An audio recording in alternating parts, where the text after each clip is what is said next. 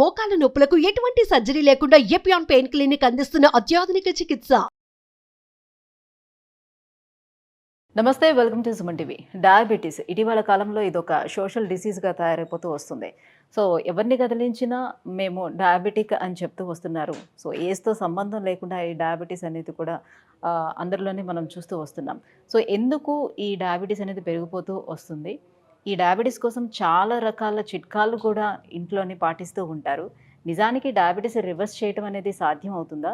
హోమియోపతిలోనే ఎటువంటి ట్రీట్మెంట్ అందుబాటులో ఉంది? ఈ విషయాలపై అవగాహన కల్పించేందుకు మనతో పాటు ఉన్నారు డాక్టర్ చేతన్ రాజ్ గారు.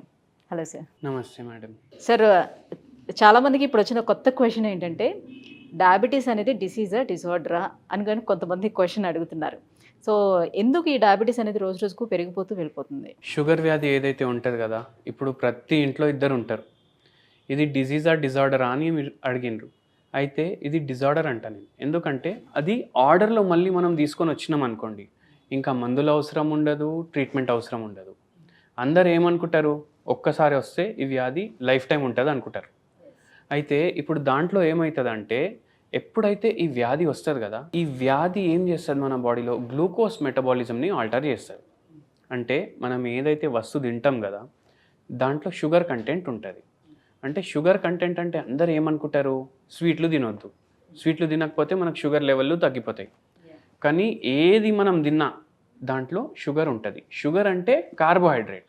ఏదైతే మెటబాలిజం ఆల్టర్ అవుతుంది కదా, అది కార్బోహైడ్రేట్.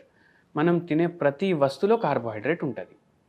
అయితే ఇప్పుడు ఇది ఎందుకు ఆల్టర్ అవుతుంది, అందరు ఏమనుకుంటారు, ఇన్సులిన్ ఏదైతే ఉంటుంది కదా బాడీలో, అది ప్రొడ్యూస్ అవ్వడం ఆగిపోయింది అని అనుకుంటారు. కానీ యాక్చువల్గా ఏంటంటే 95% మందికి ఏమవుతుంది, టైప్ 2 డయాబెటీస్ అవుతుంది. ఇప్పుడు టైప్ 2 డయాబెటీస్లో ఏదైతే ఇన్సులిన్ ప్రొడ్యూస్ అవ్వాలి కదా, అది అవుతుంది ప్రొడ్యూస్. కానీ దాన్ని ఎట్లా యూటిలైజ్ చేసుకోవాలి బాడీకి, అది అర్థం కాదు. బాడీ మర్చిపోతుంది అనుకోండి. ఇది మర్చిపోవడానికి కూడా వేరే వేరే కారణాలు ఉన్నాయి. అయితే మన పని ఏంది, మనం మందులు ఇస్తాం, ఏదైనా హోమ్ రెమెడీ కూడా చెప్తాం. దాంతో ఏమవుతుందంటే మళ్ళీ బాడీకి గుర్తొస్తుంది ఎట్లా ఇది ఇన్సులిన్ ఏదైతే ఉంది అది ఎట్లా వాడుకోవాలనేసి. అయితే మనం ఆ పని చేస్తాం. అంటే ఇప్పుడు ప్యాంక్రియాస్ ఇన్సులిన్ అనేది ఎప్పటికప్పుడు రిలీజ్ చేస్తూనే ఉంటుందా? అసలు కంప్లీట్గా ఆపేయడం అనేది జరుగుతూ ఉంటుందా? ఆ టైంలోనే బయట నుంచి మనం ఇన్సులిన్ సపోర్ట్ తీసుకుంటామా? ఇట్లా ఉంటుంది. అంటే ఏమవుతుందంటే ఇప్పుడు టైప్స్ ఉంటాయి డయాబెటీస్లో. మనం ఏం డిస్కస్ చేసినాం, ఇప్పుడు 95% మందికి టైప్ 2 డయాబెటీస్ ఉందనేసి డిస్కస్ చేసినాం. ఇప్పుడు అట్లనే టైప్ 1 డయాబెటీస్ కూడా ఉంటుంది. అది చాలా తక్కువ మందిలో ఉంటుంది. అంటే చిన్న పిల్లల్లో కూడా వస్తుంది అది. అయితే అది ఏముంటుంది, దాంట్లో ఏమో మనకు ఇన్సులిన్ బయటకు వెళ్ళి సప్లై చేయాలి. ఎందుకు చేయాలి, ఎందుకైతే బాడీ ఇన్సులిన్ ప్రొడ్యూస్ చేస్తలేదు. ఇప్పుడు ఇక్కడ చేస్తుంది, కానీ దాన్ని ఎట్లా వాడుకోవాలి బాడీ మర్చిపోయింది. సో ఇన్సులిన్ రెసిస్టెన్స్ అనేది డెవలప్ అవుతుంది ఇక్కడ. అయితే బాడీ ఇన్సులిన్ రిలీజ్ చేస్తుంది కానీ యూటిలైజ్ చేసుకోలేకపోతుంది. దాన్ని మనం రెక్టిఫై చేస్తాం మెడిసిన్స్ తోటి, హోమ్ రెమెడీస్ తోటి, ఏమైనా డయట్ కూడా ఉంటే చెప్తాం. సో ప్రీ డయాబెటిక్ అయితేనే మనం దీన్ని రివర్స్ చేయడానికి సాధ్యం అవుతుందా? డయాబెటిక్లోకి వచ్చిన తర్వాత కూడా, అంటే చాలా ఎక్కువ లెవెల్స్లో ఉండేటప్పుడు కూడా దీన్ని రివర్స్ చేయడం సాధ్యం అవుతుందా? ఇప్పుడు ఒక పేషెంట్ ఉండే మన దగ్గర, ఆ పేషెంట్కి ఫాస్టింగ్ షుగర్ ఏమో 450+ ఉండే, పోస్ట్ లంచ్ ఏమో 600+ ఉండే. అంటే ఏంది, ప్రీ డయాబెటీస్ కాదు, హైలీ డయాబెటిక్. HbA1c 12 ఉండే. అయితే 5.5 కన్నా తక్కువ HbA1c ఉంటే అది నాన్ డయాబెటిక్. 5.57 మధ్యలో ఉంటే అది ప్రీ డయాబెటిక్ అనుకోవచ్చు. ఇప్పుడు కొన్ని రిపోర్ట్లో 6.5 కూడా ప్రీ డయాబెటిక్, 6.5 దాటితే డయాబెటిక్ అనేసి అంటారు. అయితే ఇప్పుడు ఇట్లాంటి పేషెంట్లకి మన దగ్గర తగ్గింది. మళ్ళీ అంత లెవెల్ ఉన్న తర్వాత వాళ్ళ కిడ్నీలు కూడా ఎఫెక్ట్ అవ్వడం స్టార్ట్ అవుతాయి. వాళ్ళ సిరం క్రియాటినిన్ లెవెల్స్ పెరిగిపోతాయి, గంట యూరిన్ వస్తుంది వాళ్ళకు, అండ్ వేరే డయాబెటీస్కి రిలేటెడ్ సిమ్టమ్లు కూడా వస్తాయి. వాళ్ళకు కూడా తగ్గుతుంది. ఇప్పుడు ఎట్లా తగ్గుతుంది అనేసి అందరికీ డౌట్ వస్తుంది. నేనేమన్నా, మనం ఏం తిన్నా దాంట్లో కార్బోహైడ్రేట్లు ఉంటాయి. ఇప్పుడు ఎంత ఉంటాయి దాని మాత్రాన్ని చూసి మనం ఫుడ్స్ ఏమో చూస్ చేసుకోవాలి. ఇప్పుడు అందరు ఏమనుకుంటారు, ఇప్పుడు చపాతీలు తిందాం, షుగర్ వ్యాధి వచ్చింది కదా, చపాతీలు తిందాం రైస్ వదిలేసి. కానీ రైస్లో ఇప్పుడు 1 కిలో రైస్ ఉంది. ఆ 1 kg రైస్లో 60 to 70% కార్బోహైడ్రేట్స్ ఉంటాయి. అంటే 700 grams కార్బోహైడ్రేట్స్ ఉంటాయి 1 kgలో. మళ్ళీ అదే మనం గోధుమ పిండి తీసుకున్నాం అనుకోండి, దాంట్లో కూడా 70% కార్బోహైడ్రేట్లు ఉంటాయి. అంటే మనం డైట్ చేస్తున్నామని అనుకుంటున్నాం, కానీ మనం డైట్ చేస్తలేం. కానీ గతంలో షుగర్ పేషెంట్స్కి మీరు రైస్ అవాయిడ్ చేసేసేయండి, సో రోటీస్ తీసుకోండి అని సజెస్ట్ చేస్తూ వచ్చేవారు కదా. సో ఇప్పుడు అదే వాళ్ళు కూడా అదే డాల్మాలో ఉన్నారు, సో రోటీ తీసుకుంటే సరిపోతుంది, మనం రైస్ అవాయిడ్ చేస్తే మనకి కంట్రోల్లోకి వస్తుందని. ఇప్పుడు ఎందుకు మళ్ళీ రోటీస్ని కూడా అవాయిడ్ చేయమని అవును, చెప్తున్నారు? రోటీలు తీసుకోవాలి, రైస్ని అవాయిడ్ చేయాలి. కానీ నేనైతే ఏమంటా పేషెంట్లకు, నైట్ మీరు రైస్ తినకండి, మార్నింగ్ టైం మీరు రైస్ తినకండి, ఆఫ్టర్నూన్ మీరు కొద్దిగా రైస్ తీసుకోండి. ఎందుకంటే మన జీన్స్లోనే రైస్ ఉంది ఒక దాంట్లో చూసుకుంటే, తరతరాలు మనం రైస్ తింటున్నాం. ఇప్పుడు ఆ ఫుడ్ని మొత్తం అవాయిడ్ చేసినాం అనుకోండి, మన బాడీని రివోల్ట్ చేస్తుంది. అండ్ మీరు ఏమన్నారు, రోటీస్ తీసుకోవాలి అనేసి ఇంతకుముందు డాక్టర్లు చెప్తుండే. ఇంతకుముందు అంటే ఒక 30 years బ్యాక్, 25 years బ్యాక్ అట్లా చెప్తుండే. కానీ రోటీలు తినండి అని దాని అర్థం ఏంటంటే, మీరు జొన్న రొట్టెలు తినండి, మీరు చపాతీలు, గోధుమ పిండి రొట్టెలు తినకండి, మీరు జొన్న రొట్టెలు తినండి. ఎందుకంటే జొన్న రొట్టెల్లో ఏంది, అది మిలెట్స్, అది మిలెట్ అండ్ దాంట్లో ఫైబర్ కంటెంట్ ఎక్కువ ఉంటుంది. ఓకే. ఇప్పుడు కార్బోహైడ్రేట్స్లో కూడా 2 రకాలు ఉంటాయి. కార్బోహైడ్రేట్లు అంటే షుగర్, మనం ఇంతకుముందు డిస్కస్ చేసినాం కదా, దాంట్లో కూడా 2 రకాలు ఉంటాయి. ఇప్పుడు ఫస్ట్ ఏంది, సింపుల్ కార్బోహైడ్రేట్, సెకండ్ ఏమో కాంప్లెక్స్ కార్బోహైడ్రేట్స్. ఇప్పుడు సింపుల్ కార్బోహైడ్రేట్లు అంటే ఏంటంటే అవి ఈజీగా అబ్జర్వ్ చేసుకుంటుంది బాడీ, అది గోధుమ పిండిలో ఉంటుంది, అది రైస్లో ఉంటుంది. కానీ జొన్నల్లో, రాగుల్లో, మళ్ళీ దాని తర్వాత కొర్రల్లో ఏముంటుంది, కాంప్లెక్స్ కార్బోహైడ్రేట్ ఉంటుంది. అది బాడీ అబ్జర్వ్ చేసే ముందే అది మనం గట్ నుంచి బయటికి వెళ్ళిపోతుంది, అంటే మోషన్లో పాస్ అయిపోతుంది, అది బ్రేక్ డౌన్ అయ్యే ముందే. కాంప్లెక్స్ కార్బోహైడ్రేట్ని మళ్ళీ బాడీ సింపుల్ కార్బోహైడ్రేట్లో బ్రేక్ డౌన్ చేయాలి. సింపుల్ కార్బోహైడ్రేట్లో బ్రేక్ డౌన్ చేసిన తర్వాత బాడీ అబ్జర్వ్ చేస్తుంది, అయితే దాని ముందే అది బయటికి వచ్చేస్తుంది. అయితే అట్లా మిల్లెట్లో ఏమో చాలా హెల్ప్ఫుల్ ఉంటాయి. సో ఈ మధ్యన మేము గ్లూటెన్ ఫ్రీ, ఇప్పుడు ఈ పిండిలు కానీ లేకపోతే బన్స్ కానీ ఇవన్నీ తెచ్చుకుంటున్నాము, సో దీనివల్ల ఏమి ఇష్యూ ఉండదు కదా అని చెప్తూ ఉన్నారు. నిజమేనా? గ్లూటెన్ ఫ్రీది తీసుకుంటే ఏమి ఇష్యూ ఉండదా? ఇప్పుడు జొన్నలు ఉన్నాయి కదా, దాని పిండిలో గ్లూటిన్ ఉండదు. రాగులు ఉంటాయి కదా, దాంట్లో గ్లూటిన్ ఉండదు, ఉంటే కూడా చాలా తక్కువ మాత్రలో ఉంటుంది. అండ్ ఇప్పుడు మనం గ్లూటిన్ ఫ్రీ అనేసి బండ్లు తెచ్చుకుంటాం మీరు చెప్పినట్టు, మళ్ళీ బ్రౌన్ బ్రెడ్ తీసుకొస్తాం, లేకపోతే ఏం చేస్తాం, ఈ బండ్లు అండ్ పావులు అవి ఉంటాయి కదా, అవి వేరే పిండితో చేసినవి కూడా ఉంటాయి అని అనుకుంటాం. మనం దాని ప్యాకెట్ తిప్పేసి చూడాలి.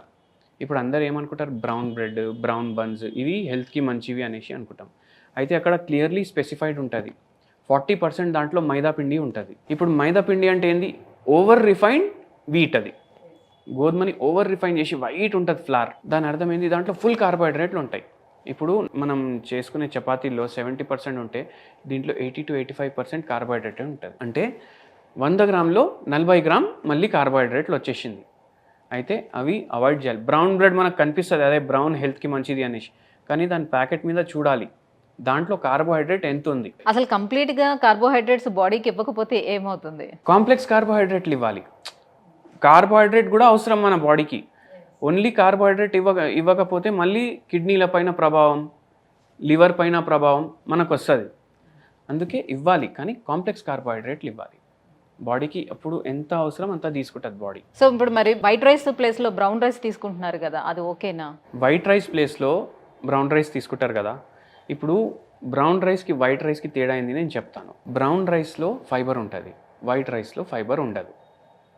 కానీ ఇప్పుడు ఏమైపోతుంది అంటే, బ్రౌన్ రైస్లో ఫైబర్ ఉంటుంది కదా, అది ఓన్లీ 5% ఎక్కువ ఉంటుంది. అంటే ఏంది, 60 - 5 ఫైబర్ మైనస్ చేయాలి కదా ఇప్పుడు. అయితే 55% దాంట్లో కూడా కార్బోహైడ్రేట్ ఉంటుంది. మనం లైఫ్ని ఎంజాయ్ చేసుకోవాలి, రైస్ తినాలి అని అనుకుంటే మధ్యాహ్నం తినండి, కొంచెం యాక్టివిటీ అదంతా ఉంటుంది కాబట్టి మీరు మధ్యాహ్నం తినండి రైస్, వైట్ రైసే తినండి. కానీ ఏం చేయండి, ఇప్పుడు మధ్యాహ్నం మీరు వైట్ రైస్ తింటున్నారు, వైట్ రైసే తినండి, కానీ క్వాంటిటీని హాఫ్ చేయండి. ఇప్పుడు ఇంత రైస్ తినాలనుకుంటాం, ఇంత తినాలి, దాని సగం క్వాంటిటీ తినాలి. మన బాడీని అడగాలి ఎంత కావాలి రైస్ అనేసి. ఇంత రైస్ అని మైండ్లో ఒక ఫిగర్ వస్తుంది, అయితే దానికి సగం రైస్ తీసుకోవాలి.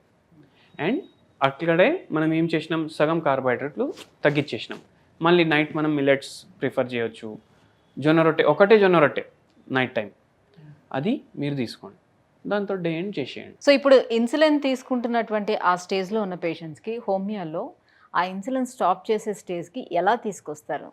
ఎట్లా తీసుకొస్తామంటే ఫస్ట్ మనం ఇక్కడ ఏం రియలైజ్ చేయాలి, ఈ పేషెంట్ ఎవరికైతే మనం ఇన్సులిన్ ఇస్తున్నాం కదా, ఈ పేషెంట్ టైప్ 2 డయాబెటీస్ పేషెంటే. అంటే టైప్ 1 అంటే ఏంది, ఇన్సులిన్ డిపెండెంట్ డయాబెటీస్. టైప్ 2 అంటే ఇన్సులిన్ నాన్ డిపెండెంట్ డయాబెటీస్. అంటే టైప్ 2లో మ్యానుఫ్యాక్చరింగ్ అవుతుంది బాడీలో, కానీ అది ఎట్లా యూటిలైజ్ చేసుకోవాలో తెలియదు కదా. అయితే మనం ఏం చేస్తాం, ఇక్కడ బాడీకి ఇన్సులిన్ ఎట్లా వాడుకోవాలనేసి నేర్పియాలి మనం. కానీ మనం ఏం చేస్తాం, ఇన్సులిన్ తీసుకోవడం స్టార్ట్ చేస్తాం. అంటే ఎంత ఇన్సులిన్ అవసరం దానికన్నా ఎక్కువ ఇన్సులిన్ బాడీలో పోతుంది. అప్పుడు ఏం చేస్తుంది బాడీ, అరే ఇన్సులిన్ వస్తుంది కదా, ఇంకా ఎందుకు ప్రొడ్యూస్ చేయాలి అనేసి ఇంకా తగ్గిపోతుంది ఇన్సులిన్ ప్రొడక్షన్ బాడీలో. అంటే దాని అర్థం ఏంది, మనం టైప్ 2 డయాబెటీస్ పేషెంట్ని టైప్ 1 లాగా మార్చేస్తున్నాం. అయితే అట్లా చేయకుండా మనం మెడిసిన్స్ ఇస్తాం, హోమియోపతి మెడిసిన్స్. దాంతో ఏదైతే బయోకెమికల్ రియాక్షన్స్ సరిగా అయితలేవు కదా బాడీలో, అది మళ్ళీ సరిగా అవ్వడం స్టార్ట్ అవుతుంది. ఇప్పుడు నేను పేషెంట్ గురించి చెప్పినా కదా, ఆ పేషెంట్ మన దగ్గర 2 years వాడారు మెడిసిన్, ఇప్పుడు టోటలీ డయాబెటీస్ ఫ్రీ అయిపోయారు. సో అయిపోయినా కూడా లైఫ్ స్టైల్ అలానే తీసుకెళ్తూ ఉండాలి వాళ్ళు, అంతే కదా. వాళ్ళు లైఫ్ స్టైల్ మెయింటైన్ చేయలేదు కాబట్టి వాళ్ళకు వచ్చింది కదా. అంటే ఇప్పుడు ఈ మెడిసిన్ తీసుకొని వన్స్ రివర్స్ అయిన తర్వాత కూడా ఇదే లైఫ్ స్టైల్ని కంటిన్యూ చేయాలి కదా మళ్ళీ దాన్ని. ఫర్ ఎగ్జాంపుల్, ఒక మనిషికి డయాబెటీస్ లేదు, ఆ మనిషి ఏం చేస్తాడు, వారానికి 5 సార్లు నాన్ వెజ్ తింటాడు, మళ్ళీ బయట బిర్యానీలు 3-4 సార్లు తింటారు, మళ్ళీ 1-2 సార్లు వేరేది ఏమైనా తింటాడు బయట, మళ్ళీ దాంతోపాటు వారానికి 3-4 సార్లు ఆల్కహాల్ తీసుకుంటాడు. ఇప్పుడు ఏం లేదు రోగం, ఇప్పుడు రోగం లేదు, ఇవన్నీ చేస్తుండు. ఇట్లా 15 ఏళ్ళు 20 ఏళ్ళు చేసి, అట్లా చేయడం వల్ల ఆ పేషెంట్కి షుగర్ వ్యాధి, బీపీ వ్యాధి వస్తాయి. ఇప్పుడు అది లైఫ్లోకి వెళ్ళి తీసేసినా అవి తగ్గవు. కానీ మనం ఏం చేస్తాం, అవి తగ్గిస్తాం, మళ్ళీ 15 years బ్యాక్ పొజిషన్ ఎట్లుండే దానికి తీసుకొస్తాం.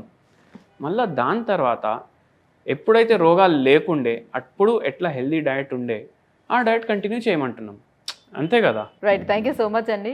సో డయాబెటీస్ని ఎలా రివర్స్ చేయొచ్చు హోమియోపతిలో, సో ఎటువంటి లైఫ్ స్టైల్ని అవలంబించుకోవాలి, ఈ విషయాలన్నీ తెలియజేసినందుకు థ్యాంక్ యూ.